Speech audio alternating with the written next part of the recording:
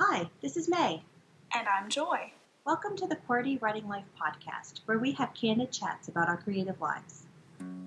May and I are friends, writers, and creatives who want to share our endeavors out loud. On this podcast, we're here to encourage each other, and you too, and share tools we've discovered or made up.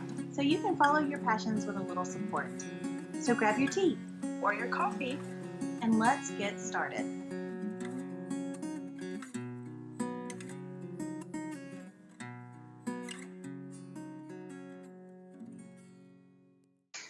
Hello, everyone. It is another week. And Welcome. It is a special week. It's a very special week. I'm so excited. It's really hard to contain it all. But we will be talking today about the reflections on our book's purpose, our process, and our future. Because today, my dear friends, is the launch of our book, Finders Keepers, A Practical Approach to Find and Keep Your Writing Critique Partner. Yay! Happy book birthday! Happy book birthday to you, since we both wrote it. Exactly. It's so cool to think that it's out in the world. We've been dreaming about it. We have written about it. We have prayed over it.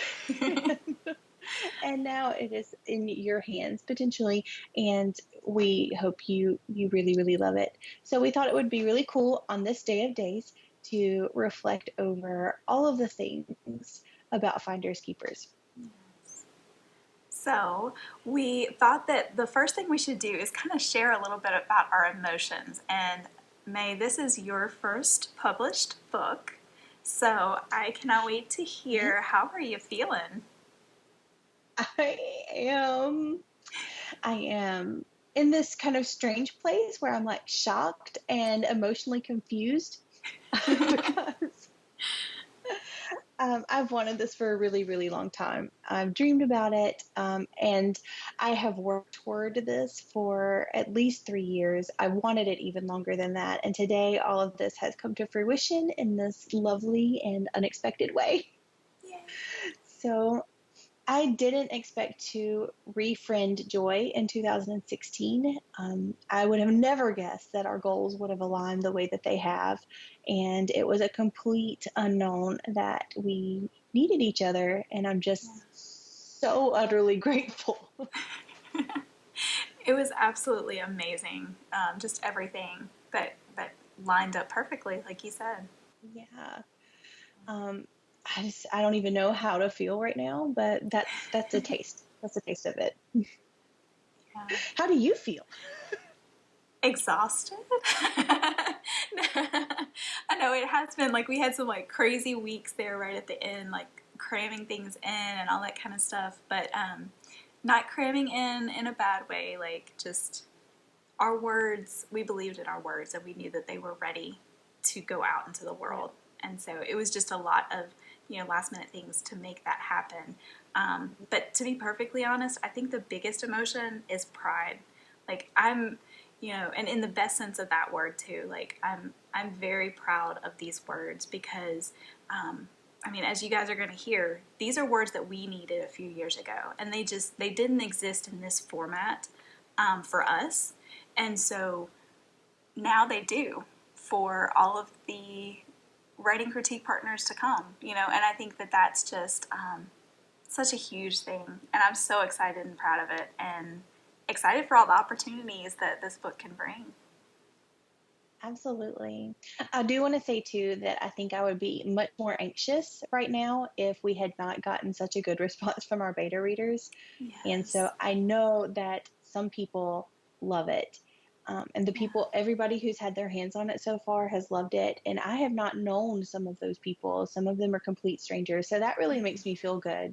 And I think that if we had not done the beta reader process, I would be flipping out right now with anxiety. Yeah. And, and so huge, like, on the air shout out to Candace, Carrie, Kelsey. Oh, look at that. It's all the same consonant sound there at the beginning. I love it. Y'all are amazing, and thank you so much for your feedback, because it really, you helped us improve, but you also really bolstered our our emotions and just, helped us know that we were on the right track and that we were doing the right thing. Validated what we were doing. Yeah, exactly. Exactly. And I think beyond that, we've also gotten such amazing feedback from people who have not read it, but as soon as they heard the topic, it was immediate, like, we need this. I can't wait to read this. Man, I wish I had this a few years ago. Like, these are the responses that we've gotten from the very first moment that we released the topic of our book. And I think that's huge. That made me feel like we were on a mission, like we were providing something that people needed. And that really speaks to like the parental part of me. It's like when your children are hungry, you feed them, and I'm not calling these people like my children, but I have that desire of fulfilling needs. Like that's a part of my innate like makeup. And so as soon as like that need was registered, it was like, okay, done. We will do this, Right. So yes, thank you so much to everybody who has even gotten the gumption to say, you know what, I would really be interested in this when we brought it up, because you didn't have to talk to us, but we're glad you did. So, and you helped us. You just don't even know. You did. And a lot of that is a part of our purpose too, is that we wanted to produce an author resource series to fill in those gaps to help other people who are like us who needed this information. And we also wanted a written format of our spoken ideas because we knew from the very beginning that we didn't just want to have a book. Right. And that we also wanted to speak on this topic. And this book and this podcast has given us an opportunity to do that, which is really cool. We'll talk about that and the other stuff. That's but yeah. Yeah, so we knew too, because we had several book ideas, we knew that we wanted to come up with this series, we had several ideas, but this was the first one that we knew there was the biggest gap and a need for, so that's why we went with this one first. But from this idea have grown even more topics that we feel like we have or will have a strong voice to explain or examine that also have some gaps in the market. And that's kind of our focus. I mean, I'm sure eventually we're going to write some books that maybe there already are resources, but we'll have a different take on it. But I think it's so encouraging to see that we have some things to offer that are missing. And that's what we're trying to focus on, just kind of filling in those gaps, like we said, looking for those needs and meeting them when we can. Exactly. So right now, like QWERTY Writing Life is a podcast and it is a book as of today. Yay! And it's speaking opportunities too. We've already done speaking opportunities in a creative nonfiction class at a university, and we've told you guys about the Women in Publishing Summit that we're going to be speaking at soon, or in March. It's not quite soon. Yeah. March 2020. But that has also been a part of this, and it's been because of this book that's actually that we're talking about critique partners in the summit.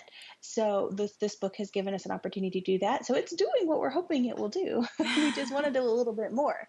And so we have some other ideas that we're going to expand on. But first, we'd like to solidify the quality of these three branches, the podcast, the book, and the speaking opportunities before we go even further. And let's talk about process now, because this book is so cool.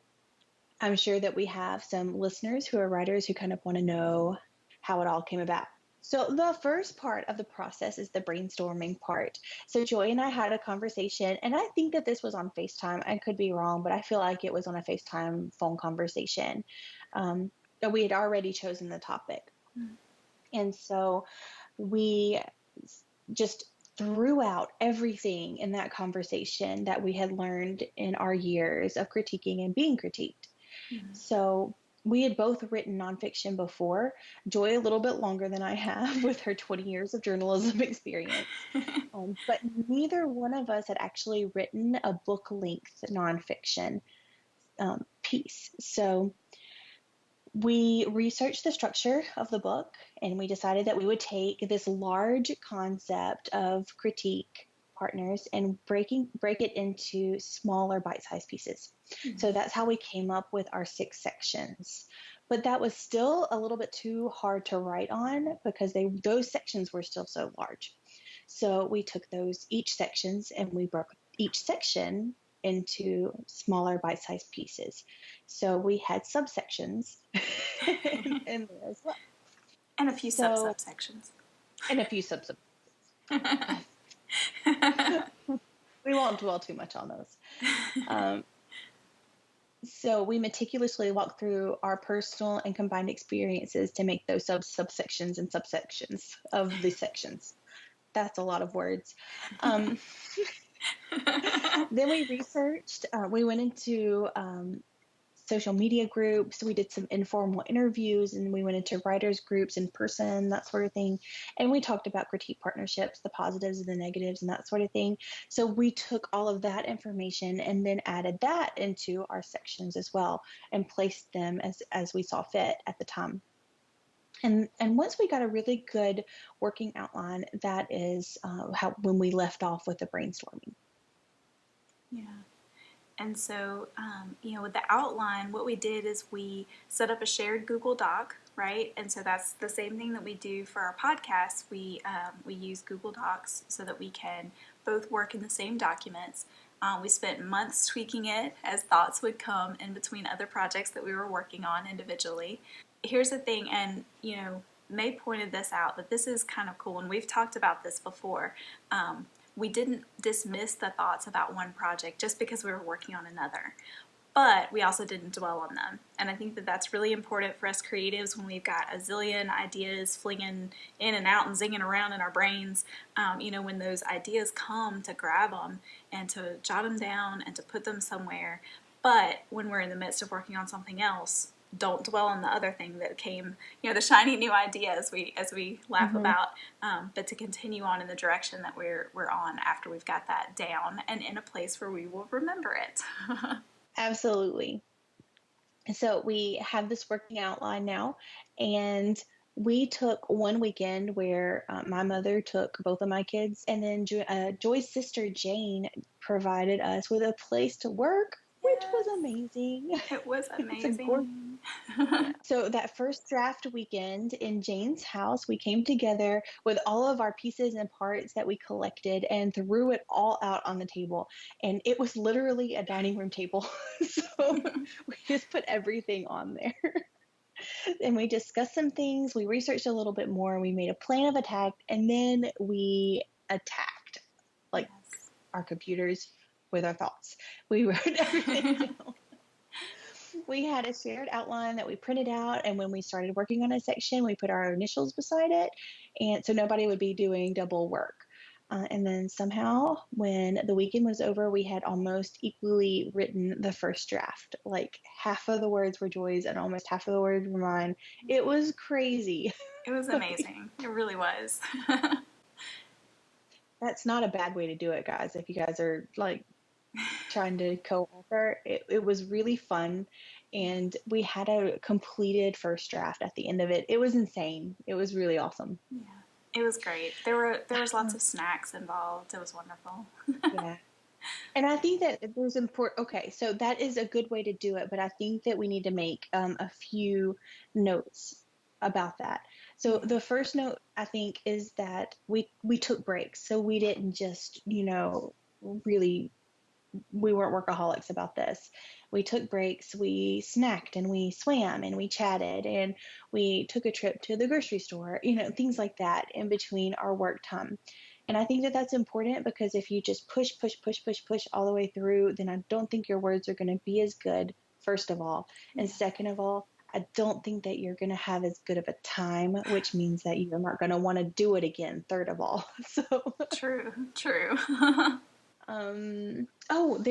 We also checked in on each other.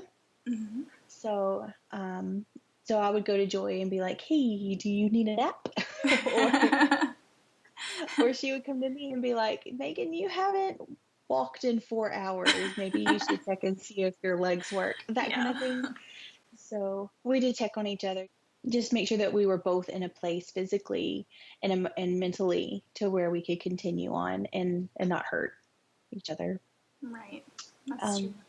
Yeah. And yes, we did yes, we took breaks and yes, we swam and all that stuff, but we also did not slack. So for the most True. part, when one person was working, so was the other person. So we both pressed onward whenever we could see that the other person was working toward a goal.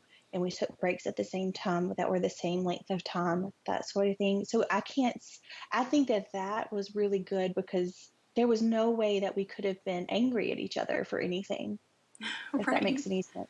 We were very um, conscious about our work ethic. Right. And our purpose and our time and our everything. Yeah. Hmm. Exactly.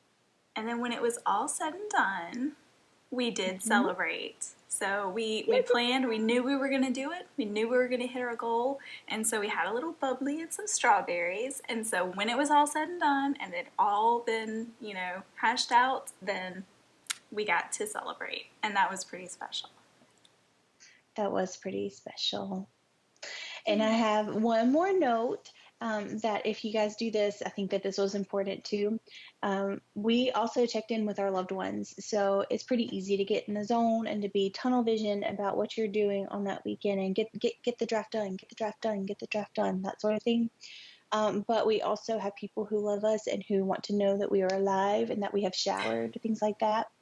So so Joy and I both made sure to check in on our husbands and on our family and that sort of thing. Make sure that our kids knew that we love them, and we were able to kind of thank them for allowing us to do this. And I use the word allow loosely. Of course, we are our own people and we make our own decisions, but our family decided not to be bitter about it because they know that we are working toward a passion of ours, and they were giving of their time and of being away from us. And I think that that is a gift as well. And I think we need to recognize it as one, and being able to call and give them updates and asking what's going on in their world for those few days is a way that we can say thank you for that.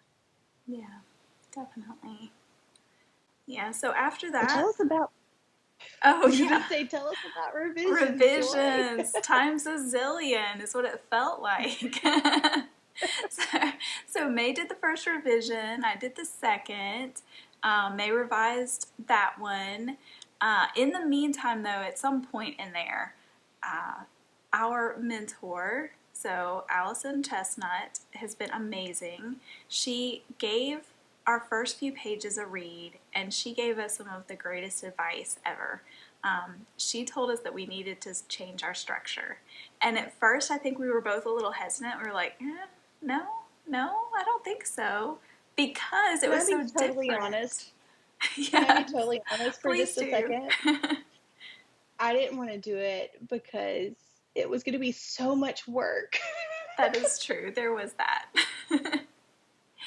And also, It's it like was, deep down I would never say that out loud at the time, but we had already worked so hard on it. We'd done this big trip, and then we'd done at least two revisions at that point in time. And then it was like, oh, you should try this really awesome new hard to do structure.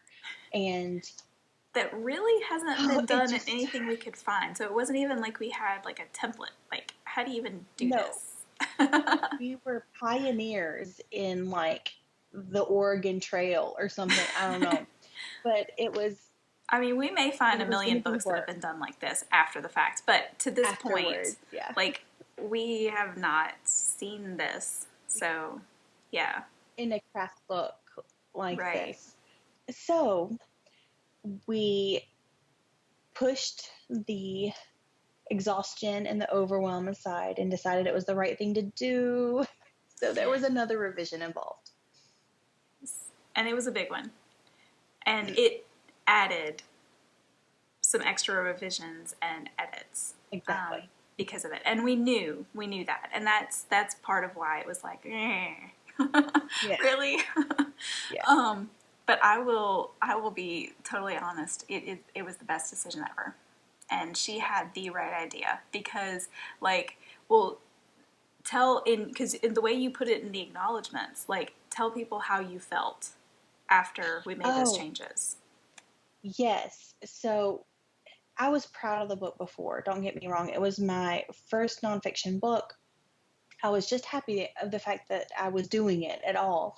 And that was really awesome. But I'll be honest, the book didn't really feel like mine Mm-hmm. until Allison reminded us of our strengths and that our strengths are the things that make us different. And that's when it started to feel like mine. Whenever we changed that structure, we were more ourselves and we focused on the things that we do well. Yeah.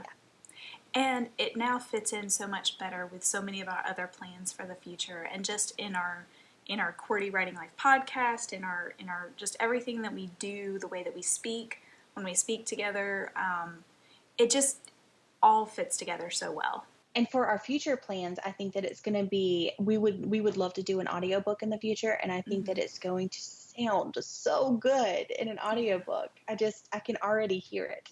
Yeah, it really is. And I think it'll make that process a little easier for us too when we do set up the audiobook. So that's cool.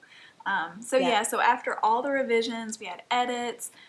May did the audio edit where she listened to it to see how it sounded. And then I did the other edits. There were multiple rounds. Um, and all of that jazz. And then at the very end, we each did proof passes on the final drafts, on the final, really the first formatted versions. We did a final proof pass on those. And for the formatting, Rachel, we love you. Rachel Ritchie really came to my rescue because I was doing the formatting and had some just really crazy, disastrous technological things happen. And she is our cover designer, as you guys may remember. She did the interior graphics and stuff for the book. But she super selflessly just offered to help me with the formatting when things went completely awry. And really thanks to her is why this thing has come out on time. So major thanks to Rachel for that. She's incredible and just so encouraging the whole time. She's like, you're almost there, you're doing great, like, you know, all of these sweet notes that just really like lifted my spirits and just pushed through to the end. So there you go. That's it. So, Joy, will you tell us a little bit about what we hope to do in the future? Yay, so the future. So guys, we are so excited. We have, like we mentioned earlier, we have so many plans and we're so excited about QWERTY Writing Life. We're excited about all the possibilities that come along with what that stands for, including this book and the many books to come.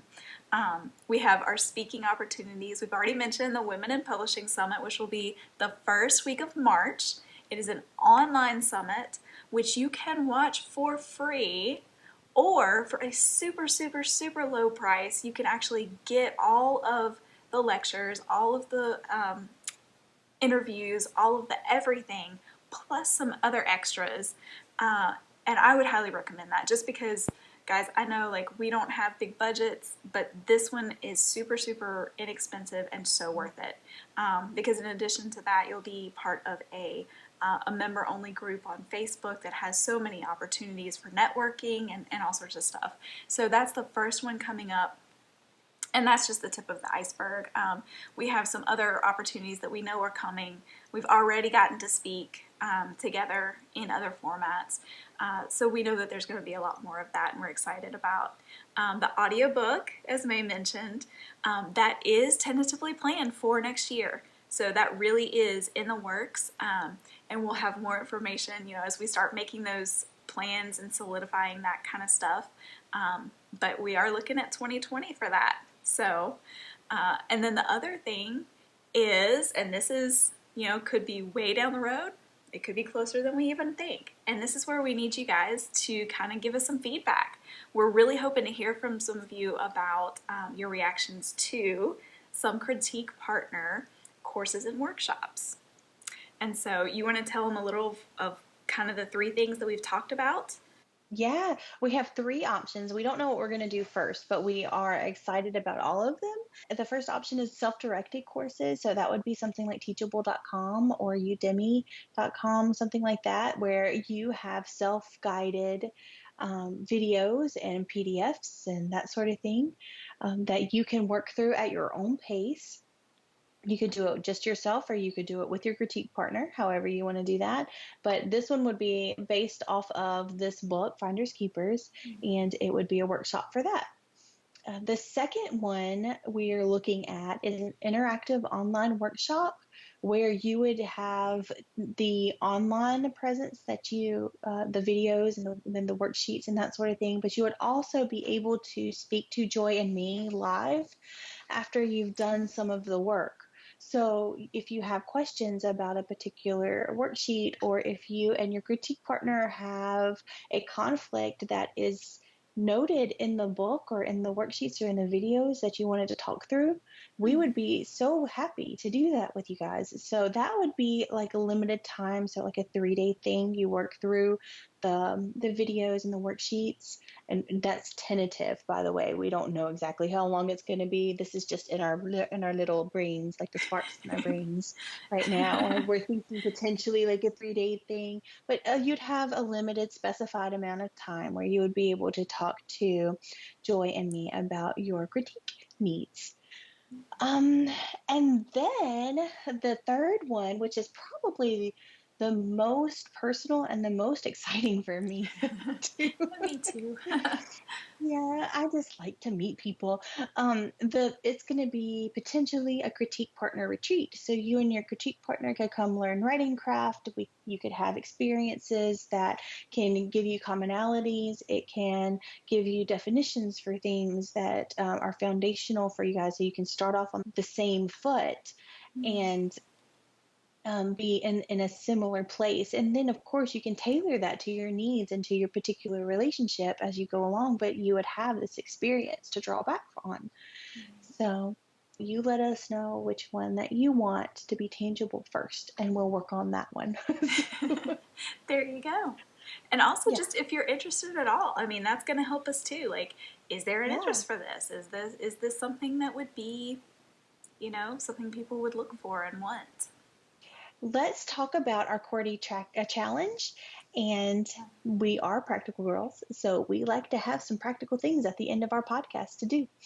So here's the thing about what Joy and I want our books and any project that we work on really to do for us. We know we don't just want one thing out of any project. So yes, we have this book, and as you notice, we also have an idea for an audiobook, and we have ideas for online workshops and interactive workshops and retreats, and see how they all like branch off of this one thing, which is our book.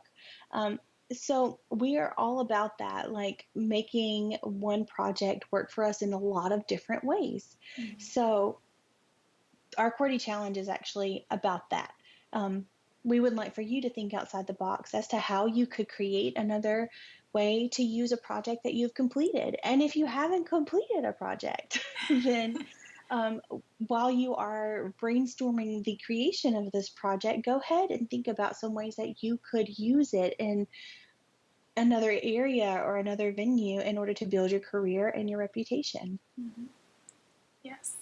So we're going to really make you dig deep and really think through what you're working on. And this can Exactly. go in so many different directions. For Mm-hmm. writing, like if you're writing fiction, think ahead to opportunities to have events, because a lot of places would like for you to do more than just sit there and sign books. They would love it if you have a program to go along with your book. So start thinking about what are some things that you could speak about, or some sort of program that you could have that could go along with that fiction book. And you might be surprised at what you come up with. I think it's neat, and it's just another level and layer of creativity that we can have. Yes. I love Yeah. it. Can't wait to hear what you guys come up with this week, and let us know what you think about our ideas. Yes. So we have our email in the show notes, and you can also put your comments anywhere: YouTube, on Podbean, however you want to get a hold of us. We will listen. We promise. Definitely. So you guys have an amazing week, and we can't wait to hear from you. Bye. Bye. Thanks for listening until the end. Seriously, you're a trooper. Do you think QWERTY writing life is the bomb? May, you just said the bomb. Don't you censor me. If you think QWERTY writing life rocks ice for real, Oh my word. please rate, review, and share us with others. If you have questions about this week's episode or want to start a conversation, you can reach us by visiting QWERTYWritingLife.podbean.com. We'll be back next week with more candid chats for you.